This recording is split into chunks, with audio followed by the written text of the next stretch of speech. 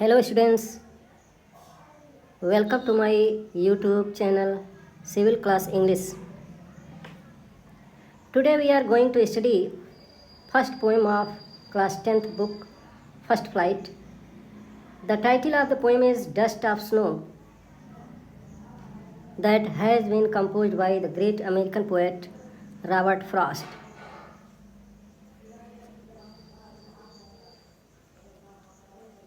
Robert Frost was an eminent American poet who has been celebrated in the whole world for his poetic compositions.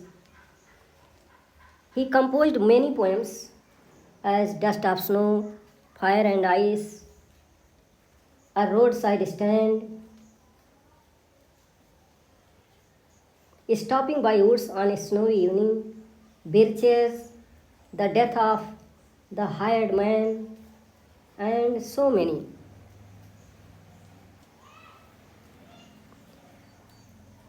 In the present poem, Dust of Snow,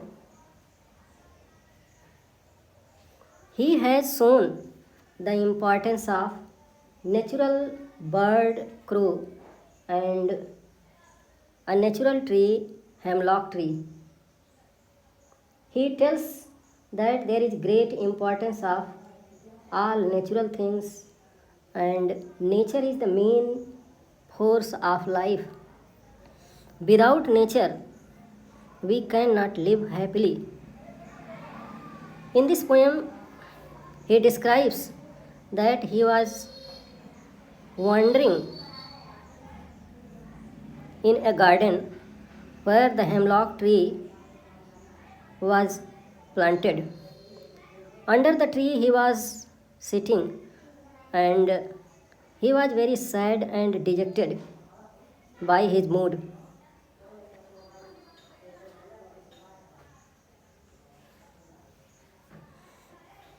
He was frustrated from his life.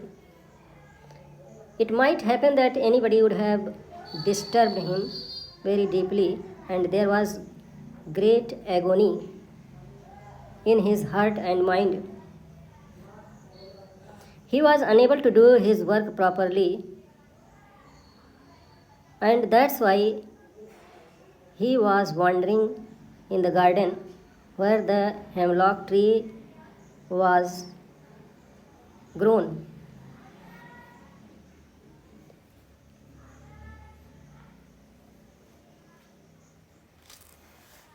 Now,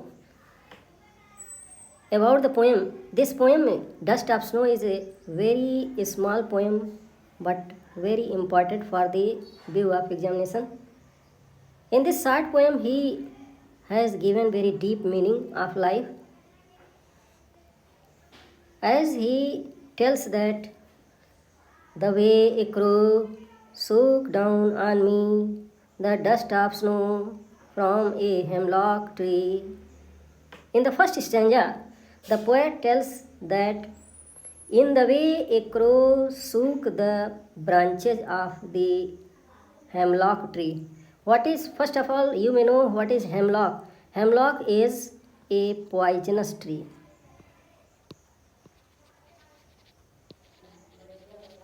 Poisonous tree, a kind of tree that has white colored flowers, but it is very poisonous.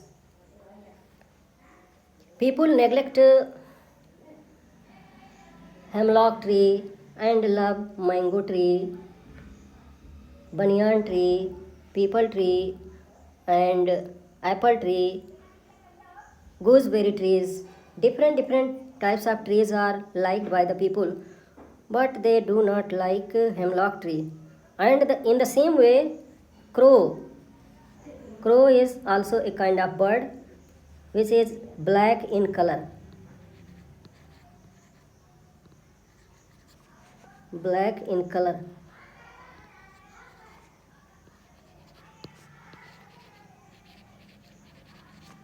Black in color with harsh voice.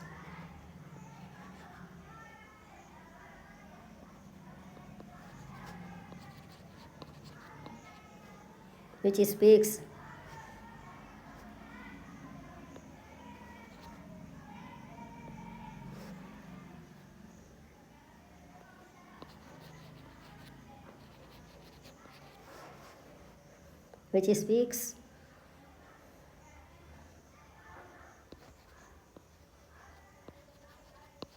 harshly or hardly, very loud voice. So he tells that cuckoo, sparrows, nightingales, and other birds are parrots. They are liked by the people, but nobody wants to listen to the crow. Crow is also a natural bird, but for the poet, this bird was totally different. How was it different? He tells that the way a crow swooped down on me, the dust of snow. Dust of snow. Snow, indicates, snow indicates that it was winter season when the poet was wandering in the garden. And at that time, the way means in the way. What is the meaning of the way? In the way. The way means in the way.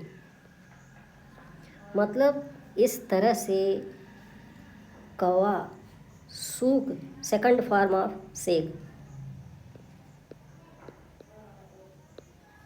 Second form of shake, shake verb का second form है, मतलब हिलाया। जिस तरह से वह hemlock tree की डालियों को हिलाया, उससे क्या इफ़ेक्ट हुआ? The dust of snow, the dust of snow, बर्फ़ की झाड़ कब के ऊपर पड़ी। बर्फ़ की छोटी छोटी small droplets of snow fell upon the poet, and what was its effect upon him? He was totally sad and dejected at the time when the crow shook down the branches of the tree. जिस समय hemlock के वृक्ष की डालियों को कौवा हिलाया, कवि बहुत ही दर्दनाक अवस्था में थे। उनका माइंड यह काम नहीं कर रहा था, वो करें तो क्या करें, जाएं तो कहाँ जाएं। He was completely shocked and dejected, पूरी तरह से निराशा में थे। उसका प्रभाव क्या हुआ? Has, it is given in the second stanza, has given my heart a change of mood. Meaning is has given my heart, अर्थात उनके दिल को, heart means heart and soul, heart means soul, उनकी आत्मा बिल्कुल जो है बदल सी गई। वो जो निराशा और जो ग्लूमी साइड जो उनके मन में भरा हुआ था, जो सैडनेस उनके मन में थी, जो दुख और दर्द भरा हुआ था, वो बिल्कुल ए चेंज हो गया। Change means it was turned, change, turning point आ गया। It took a turning point, a turning point, turning point in the heart and mood of the poet. His mood was completely changed. उनका जो मन मस्तिष्क था वो पूर्ण रूप में बदल गया। And saved some part of a day I had rude. What is the meaning of rude? Rude means rude, very nice word. Rude means held in regret. The meaning of this word is held in regret, held in regret, मतलब होता है पश्चाताप करना। कवि बहुत ही पश्चाताप कर रहा था और उसके समझ में नहीं आ रहा था कि वो क्या करे क्या न करे। बड़ी निराशा और बहुत ही दुख दर्द उनके मन में भरा हुआ था। लेकिन जैसे ही कौवे ने डालियों को हिलाया और डस्ट ऑफ स्नो, बर्फ़ की झाड़ उनके शरीर पर पड़ी, कि उनका मन मस्तिष्क कम्प्लीटली चेंज हो गया, बदल सा गया। and saved some part, और इस तरह से कौवे ने सेव्ड कर लिया, बचा लिया. सेव्ड मीन्स बचा लेना. Some part of a day I had rued, जो रिग्रेट में था, जो पश्चाताप कर रहे थे कभी, उस दिन के शेष भाग को उसने बचा लिया. What ever the precious time of the day, precious और costly, costly time of the day, remaining costly time, we can say remaining costly time of the day was saved by the crow. In this way, the poet wants to teach us a moral lesson by this poem, that all natural birds, all natural trees, all things and plants of nature, all creatures of nature are beneficial to us. They always try their best to make human beings happy. It is our wrong thinking that we people think that crow is not a it is an omen. एक अपशकुन के रूप में लोग जानते हैं कि जो है कौवा अच्छा नहीं है. जयकाल को भी लोग एन ओमेन के रूप में जानते हैं कि जयकाल रास्ता काट दिया तो मतलब जो है वो दिन उनका खराब हो गया, या कोई ऐसी अपशकुन होने की जो है संभावना हो जाती है. But according to the poet it is not so. All birds, all creatures of the nature, all trees, herbs and plants, all are beneficial to the human being. It is our wrong thinking that we think that this one is not good, that tree is not good, this bird is not good, that animal is not good. It is not so. All animals, all birds and all creatures, they have been created by the Almighty God, and in this way all are beneficial to us. In this way I have covered the explanation of the poem. The poem is very short but very meaningful and very very important for the view of examination. Now we shall see the poetic devices that have been used by the poet Robert Frost here. As in the first line of the stanza we can see that there is very good use of enjambment, very nice use of enjambment that has been used by the poet here. How can we recognize that there is enjambment? When the poet continues his line and he doesn't use any punctuation mark, we can see that first line is continuing to second line, third line up to the fourth line. No punctuation mark has been used by Frost sir. So in this way, in the beginning of the poem, he has used enjambment, very nice use of enjambment.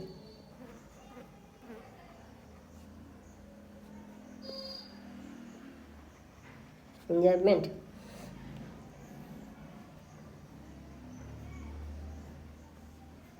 Next poetic device that has been used here, in the second line, O letter is very prominent. It has been used 1, 2, 3, 4 times.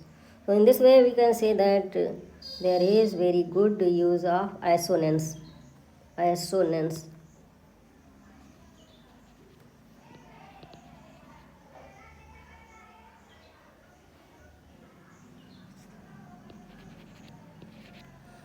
Assonance has been used. How can we recognize that there is assonance?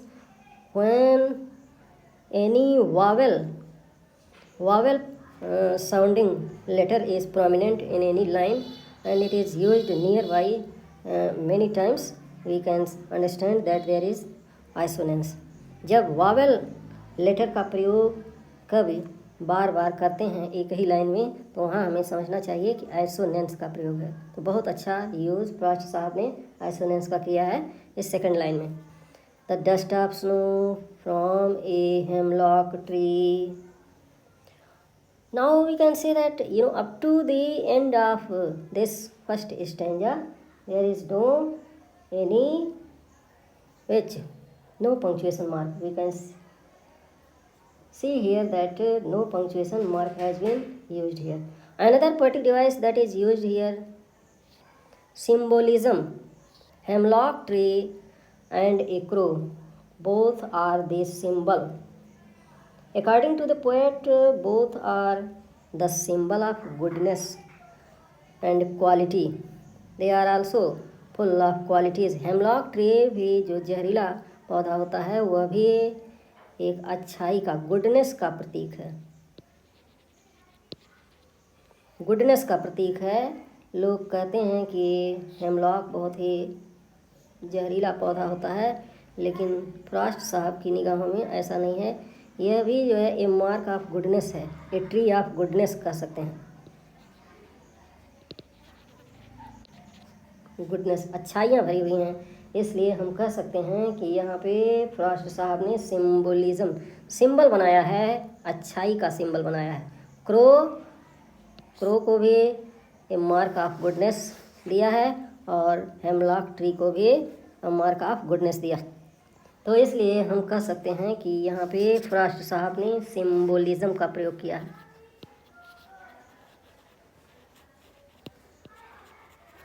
Symbolism का प्रयोग किया है।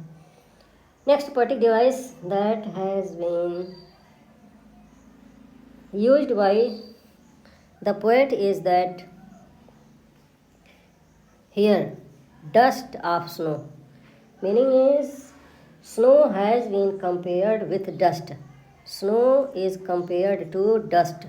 तो यहाँ पे direct comparison किया है, snow की तुलना डस्ट से किया है। तो इस तरह से यहाँ पे बहुत अच्छा यूज़ मेटाफर का है। Metaphor is a poetic device which is used by the poets for doing direct comparison. Metaphor is an implied simile in which the words of comparison so as like than are not used. तो simile can be changed into metaphor and metaphor can be changed into simile. Simile, what is simile? Simile is also a figure of speech in which two different types of things are compared with the help of so as like than, and in metaphor so as like than are not used. So here the poet has compared snow to the dust, so that is why there is very good use of metaphor here. Now, what is the rhyming scheme of the first stanza that has been used by the great poet Robert Frost here? So, rhyming scheme of the poem is A B A B A B A B. Why A B A B? Because first line crow and snow, first line is rhyming to the third line, so that is why both these lines became A. And soak down on me from a hemlock tree, दोनों की लय एक जैसी हो रही है, इसलिए यहाँ पे राइमिंग स्कीम हो गया बी बी। तो इस तरह से हम कह सकते हैं फर्स्ट स्टैंजा की राइमिंग स्कीम ए बी है।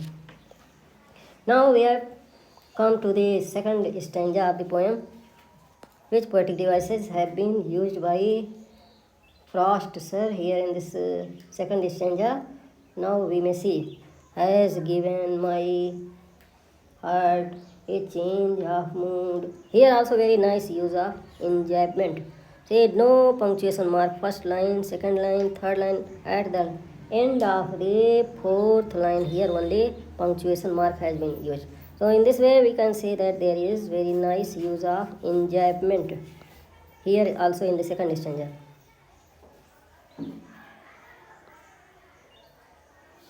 Enjambment, very nice use of enjambment. A change of mood and saved some part. Now in third line of the poem, saved some part, very good use of alliteration. Alliteration का बहुत अच्छा प्रयोग फराज साहब ने किया है। कैसे किया है? यस लेटर को पास पास यूज़ करके